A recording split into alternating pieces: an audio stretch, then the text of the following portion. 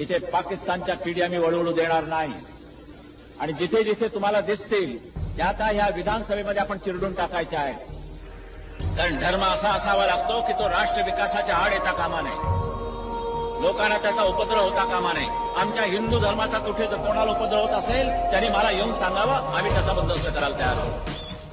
मागे मी बोललो होतो आम्हाला मुसलमानांची मते नको, पण कोणत्या मुसलमानांची मते नको. आणि आजही मी ते म्हणतो, जे देशद्रोही म्हणून या देशामध्ये राहतात, पाकिस्तानबद्दल अभिमान बाळगत नाहीत, त्यांचे शरीर इथे आहे पण मात्र मन आणि हृदय तिथे आहेत, असले हे नादान देशद्रोही मुसलमानांची मते आम्हाला नको, दिली तरी नको.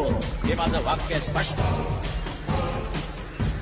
अफजल खानाचे कोथळे काढणारा हा महाराष्ट्र, शाहिस्ते खानाचे बोट तोडणारा हा महाराष्ट्र, सिद्धीजोळांचा जबरदस्त वेढा पडला असताना सुद्धा त्यातून सुद्धा निसटणारे आमचे महाराज आज जरी आमच्या बरोबर नसले तरी त्यांची स्फूर्ती आमच्या रक्तामध्ये भिनलेली आहे. तुम्ही वेडे टाका त्याच्यात आम्ही निसतो, तुम्ही पंजे दाखवा त्याची बोटं तोडून टाकलेली आहेत. आणि जर मुसलमानांचे अनुनय करून जर तुम्ही हिंदुत्वाचा घात आमच्या या देशामध्ये करणार असाल, आमच्या हिंदुस्थानात करणार असाल, तर अफजल खानासारखा तुमचा कोथळा बाहेर काढण्याची जनता असणार नाही, हे त्यांनी फक्त लक्षात घ्या. शपथ घ्यायची ती ही घ्या की जसे ते एकवटले तसेच आम्ही सुद्धा एकवटल्याशिवाय राहणार नाही.